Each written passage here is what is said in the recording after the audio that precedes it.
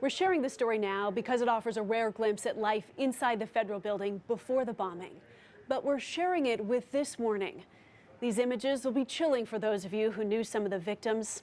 It'll be the first time to hear their voices in 25 years. The whole front of the federal building is gone. We've got about 4 or 5 criticals right now. This is one of the critical. Down about 100 walking wounded. April 19th, 1995. In gut-wrenching clarity, the true cost of revenge came into focus. Whoever did this, I hope you're happy. At 5th and Robinson, the original ground zero, the Alfred P. Murrah Federal Building, where mothers lost their babies and rescuers unearthed survivors. Oklahoma City broke wide open when a terrorist truck bomb changed us forever. I don't understand how anybody in this world could conceive to do something like that to innocent people. I don't never want to look at anything like that again in my life. I remember wondering if I was dead or alive. I know that they had to get a chainsaw and they were cutting something around me. There were ladies that were right beside me. They didn't make it out. I kind of do remember being scared just a little bit, but when I heard his voice, I knew he'd get me out. I could look up through the whole building and see clear on the north side. I could see blue sky. So I knew it was horrible. We relive it over and over and over. Florence Rogers was sitting at her desk on the 3rd floor in the Federal Employees Credit Union. 8 of her employees within arm's reach. She'd called a management meeting in her office. I knew exactly what every one of those girls was wearing that day that was in the office with me. They were together at 9:01. At 9:03, Florence was the only one alive. There was only 18 inches of the floor that behind me that didn't break away. So they all disappeared. We are deep in the archives at the Oklahoma City National Memorial Museum. Basement storage for artifacts and evidence from the trials of the bomber and his accomplice. This VHS has been buried 2 decades, a motion picture scrapbook of the casualties of April 19th, introduced as evidence against Timothy McVeigh, overruled by the judge. The tape was never played in open court. The voices of the dead, never heard by the jury. This is part of the story of the Murrah Building bombing, the ordinary lives of hundreds of people who came here to work every day. There we go. The kind voice behind the camera is Kimberly Burgess.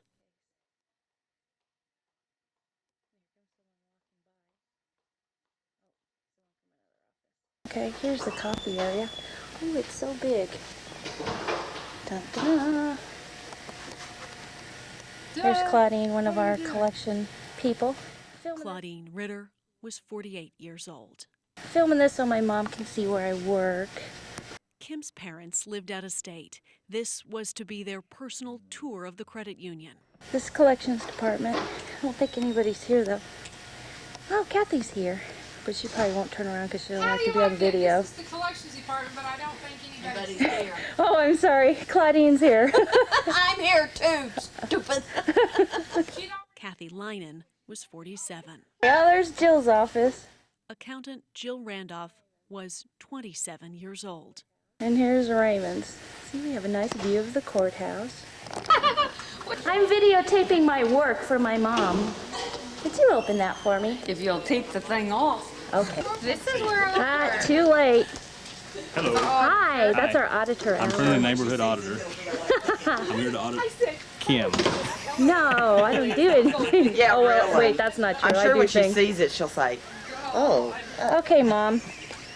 Here you go. That's where I did sit. And then in here is Pammy, and she is just a sweetheart. Oh, yeah. Hi, Kimmy. Hi. Kimmy is too. I hope so. Okay. Kimmy, there's all your Oh, there's my mail. We want it open by 8:03. Oh, okay. Okay, new view of the, in there's Claudette's office. Claudette's family lives in Colorado Springs, but see, you sit here and there's the phone system. Ooh. And there's the person Peggy. that runs the phone system. Yep. Oh boy. I'm going to do Can I Tucson say? 24 now.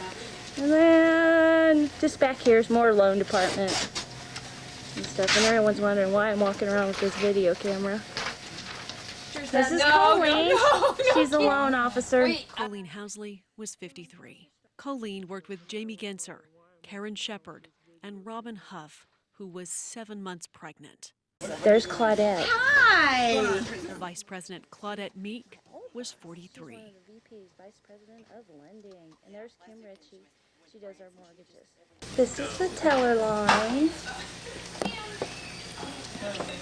There's Joe and I forget his name, Jason, and Bobby.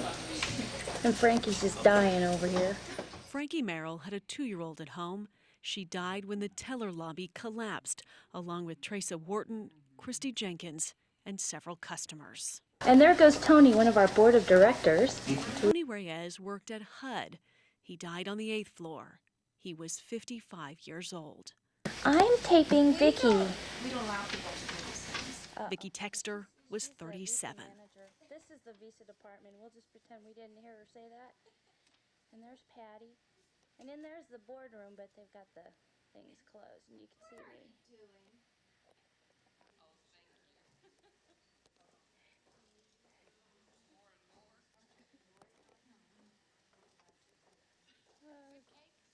Great cake.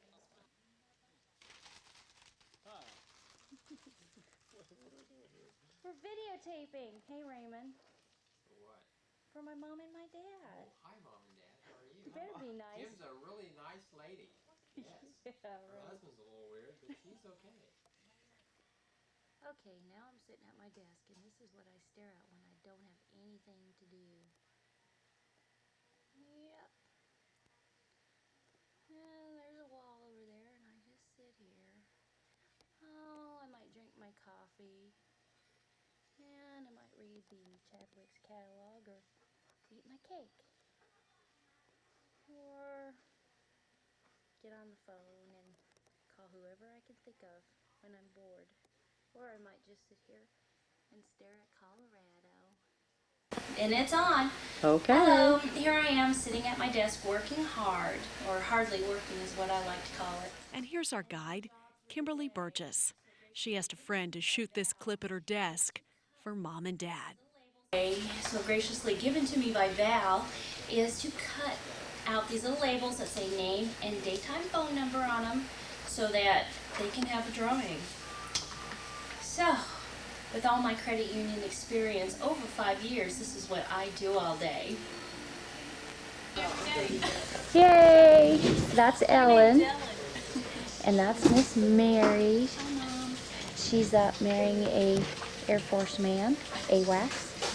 And this is the other side of the tellers. I have to do this while the supervisor's not here. Hi, Kim's mom and dad. Then meet Chris. This is Chris Barkley, and she's our bookkeeper. And I go to lunch with her and Kathy sometimes. And she's real sweet. She just turned 60. Too bad I didn't have this on Friday when you had your big party. So anyway, that's her. Okay, this is like a little break area, the federal building, but it's raining. This is another entrance. Here's the church. And every day at noon, the little bells go off, so you know it's noon, and then it goes off at 1, 2, 3, 4, and 5. So, but sometimes we come down here and we have lunch, but usually we walk downtown. The home video is 7 minutes long, beautifully mundane, a priceless snapshot of life inside the credit union on a perfectly average day. Now I'm back in Florence's office. See if I can get a close-up of this picture. There she is with 2 studs. She likes ducks. The recording ends in the boss's office. The irony, inescapable. This is the last place Kim Burgess was alive. 29 years old, an executive assistant to the CEO, she was taking notes in that management meeting at 9:02. One day we're just gonna have a bonfire and A quarter century we have mourned this loss. An ocean of tears shed for the 168 in this searing chapter of Oklahoma history. Allie Meyer, Oklahoma's News 4.